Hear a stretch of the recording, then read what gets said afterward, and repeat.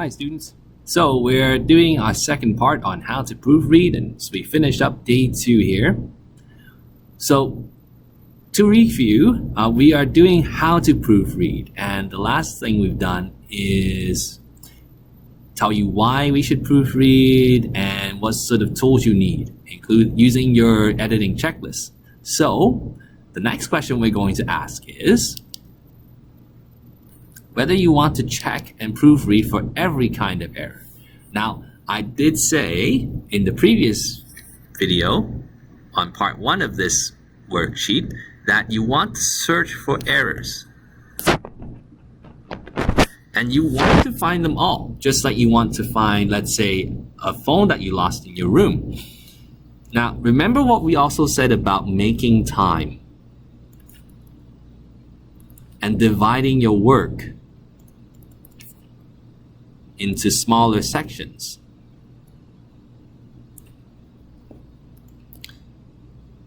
So while you want to check for errors, as many as you can, you want to check for each one. However, as you want to make your time and divide your work into smaller sections to give you better focus,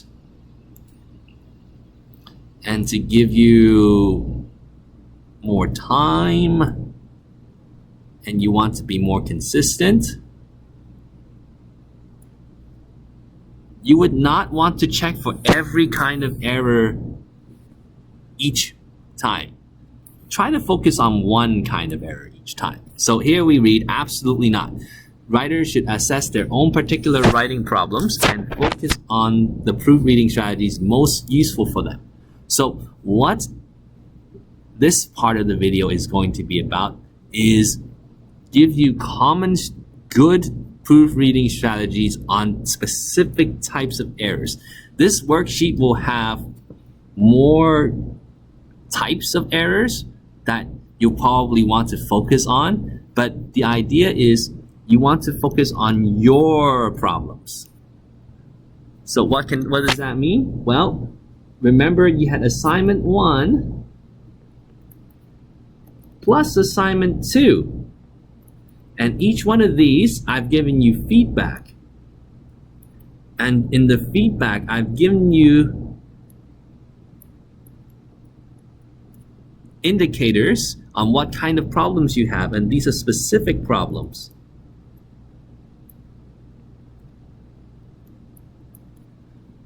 To help you prevent the same mistakes again,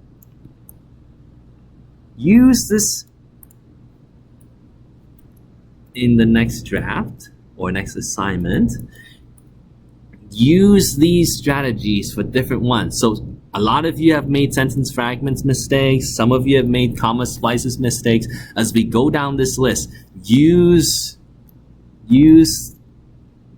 the strategy that's for you.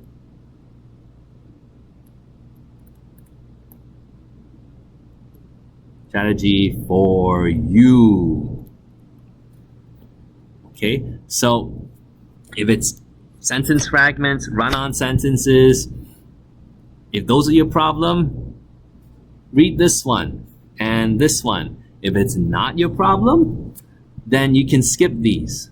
The idea is check your assignment feedback. Count the problems that you have. Keep a log of that.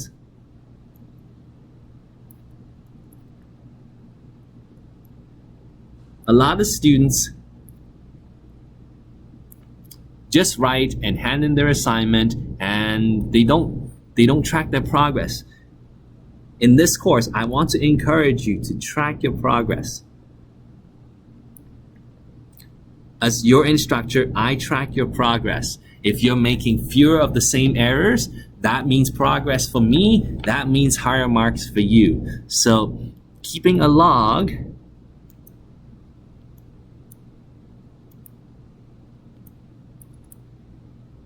of the feedback and your corrections, that's going to help you track your progress. That's going to help you count them and keep a log of them. And all that would mean better essays.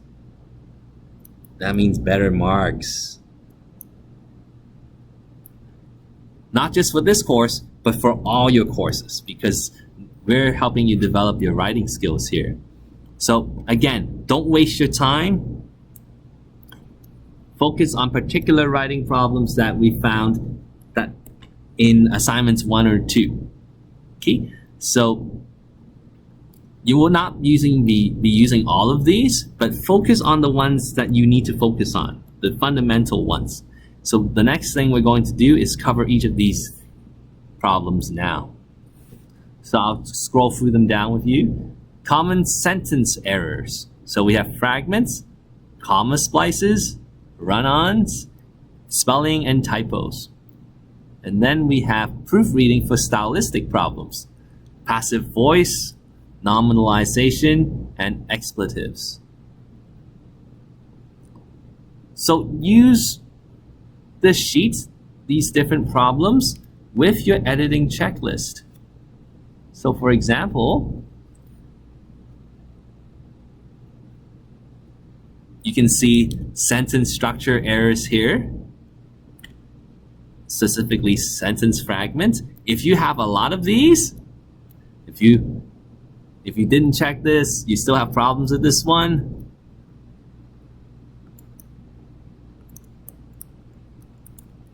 okay, I have problems with this one in my assignments 1 and 2, then I definitely want to read this.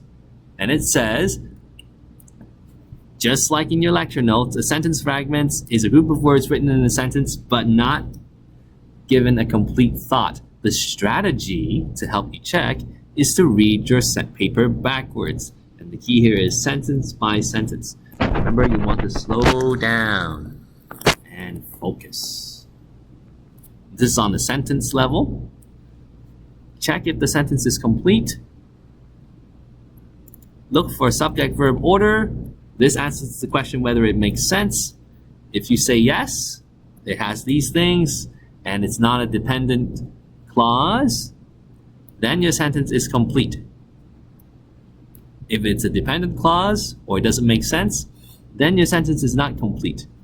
Then use the rules from your lecture, sentence types and sentence problems, and how to fix them. Remember that lecture in week 2? To fix those problems. All right, so that's sentence fragments. Next, comma splices.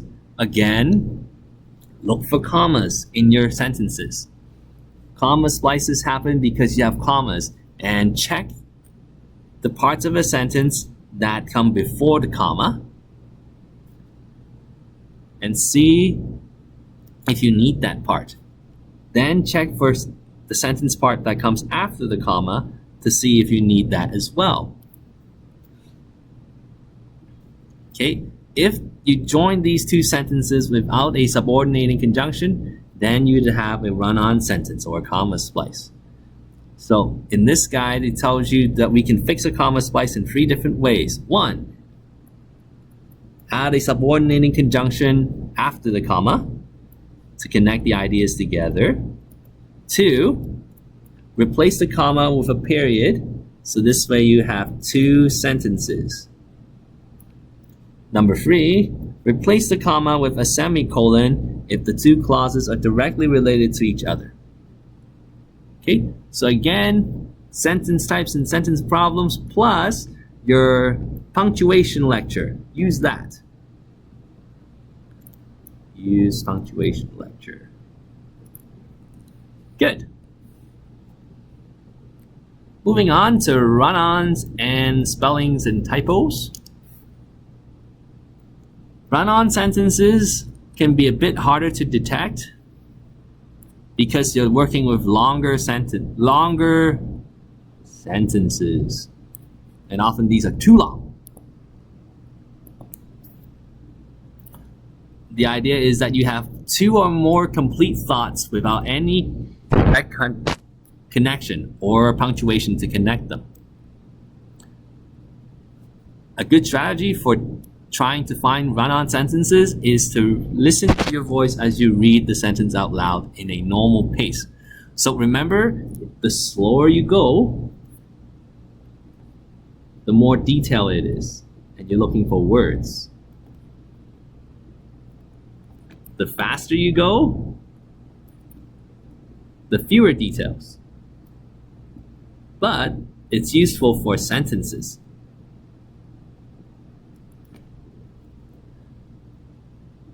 So when you read and you find you are dropping your voice or you're hesitating before you read more, maybe it's too many things, too many thoughts at once, then you probably hit a run-on sentence. To correct these, same rules apply. Separate the sentences.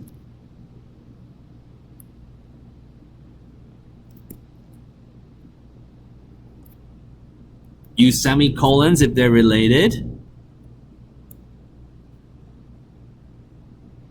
Or use the proper connections such as a comma and a subordinating conjunction. Check the feedback on this one. Remember, these are harder to do. And while we do want you to focus on variety, keep your sentences to 2 to 3 clauses for now.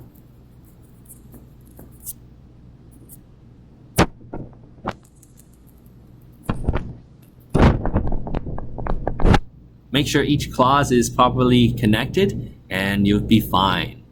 Lastly, in terms of common sentence errors, spellings and typos.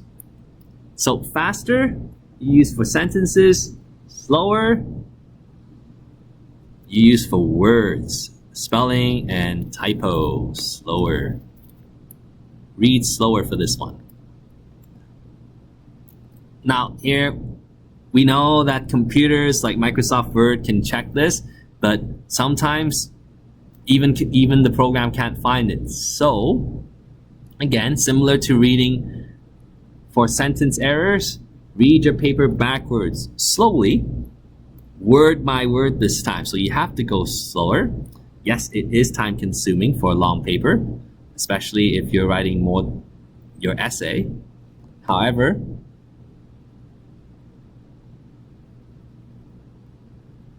you can check for errors that the computer can't find, like words that sound the same but spell different. Maybe there, and there. Sometimes the computer doesn't catch this. Or words that are similar, quite, and quiet. Okay, vocabulary errors. So a very useful strategy for catching these errors is to know your own error pattern. So use the feedback I've given you. Keep a log of your feedback so then you know your pattern better that way.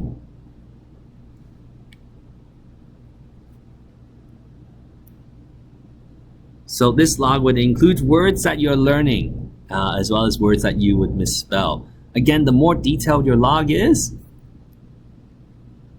so detailed log means detailed progress. So this is effort. Yes, you need to put in your effort, but it's going to give you results. It's going to help you improve English so much faster. All right.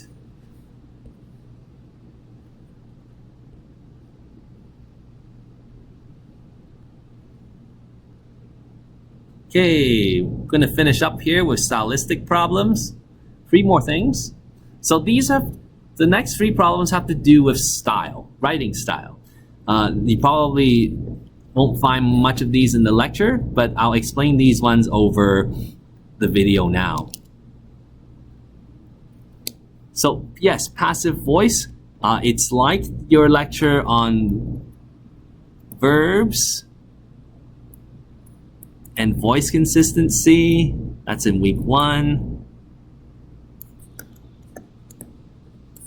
Week 1 lecture.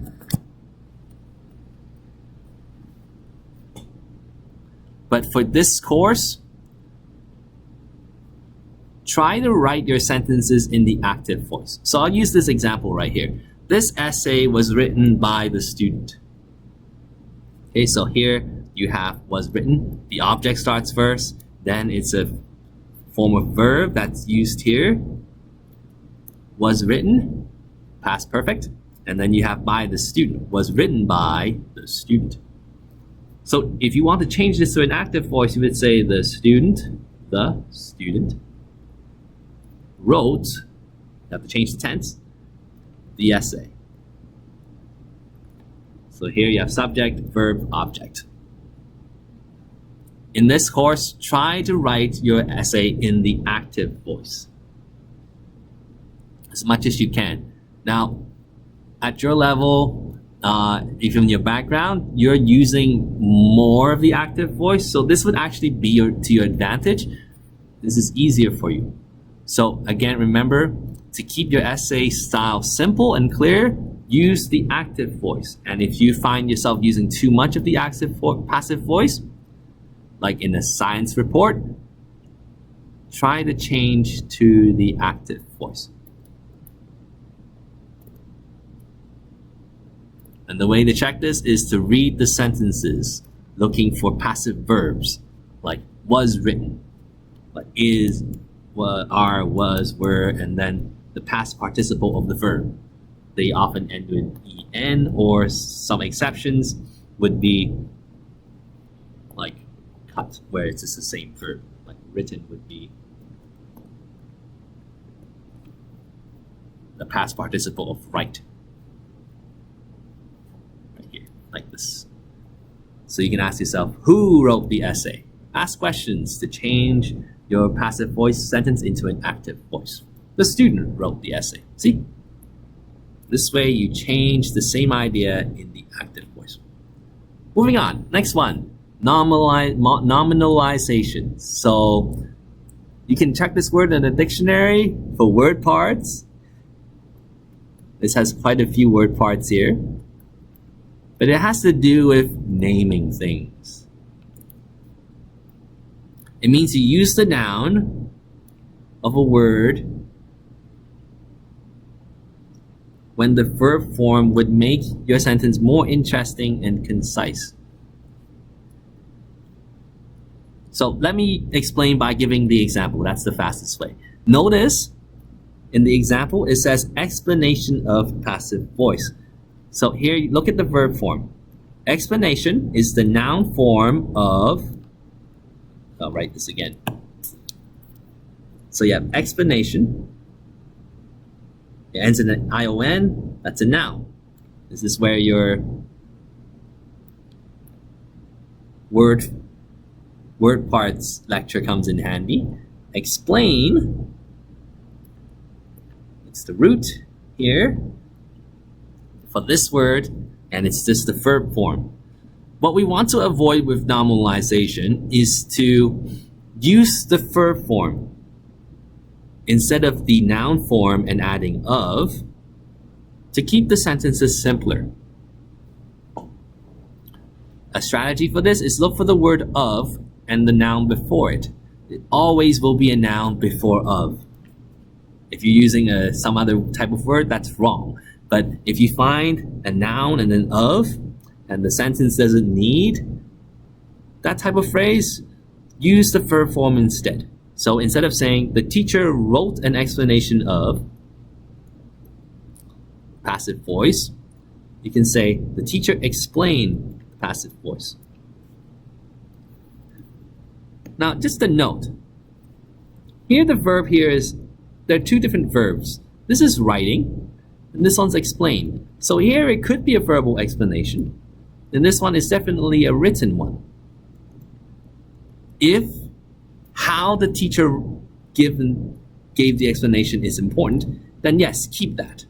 However, if it's not important how the teacher explained and you want to focus on the result, then simply saying explain is good enough. Okay, so that's the first way. The first way is to change the noun form into back to its verb form. And the second way is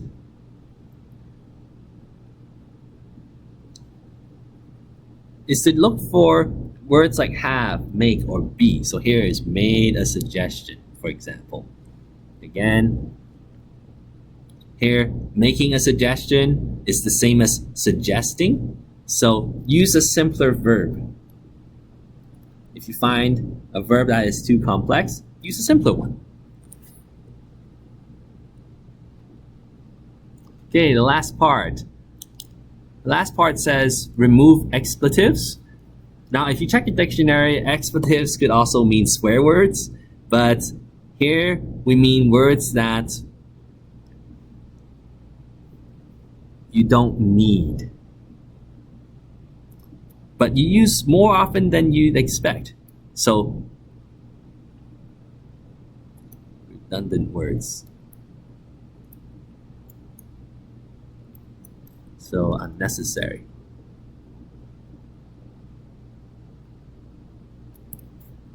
Okay, so these are empty words. There are, there is, there were. So here's an example.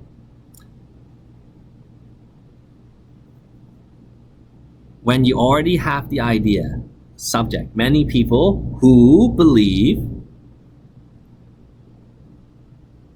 So you have your introductory phrase there. Well, actually, no.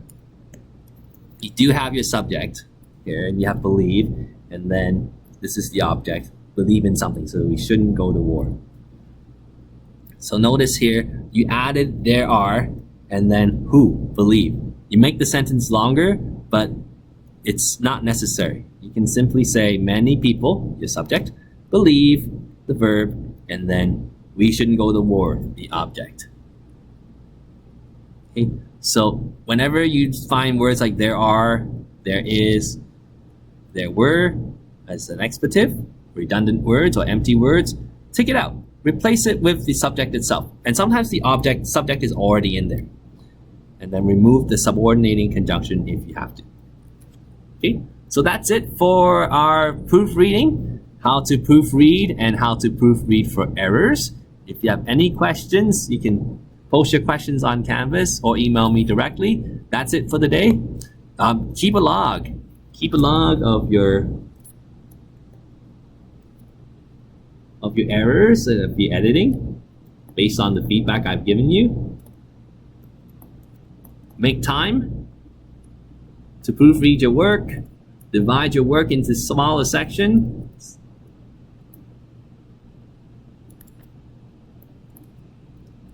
Read slowly, slow down. Make the changes.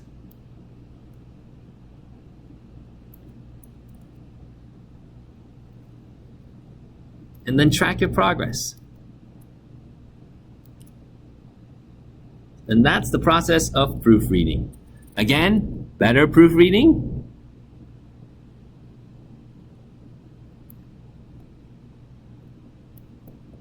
Better essays. And of course, that means for you, better marks. Make time for this. Proofreading is important. It helps you with your progress. It helps you with your essay. It helps you with your marks. And then your academic skills would be improved for every course that you're going to take after this. So that's it. Good luck on your assignments. I'll keep marking your papers and give you feedback. Use today's lesson to keep track of your progress and edit your future drafts. See you.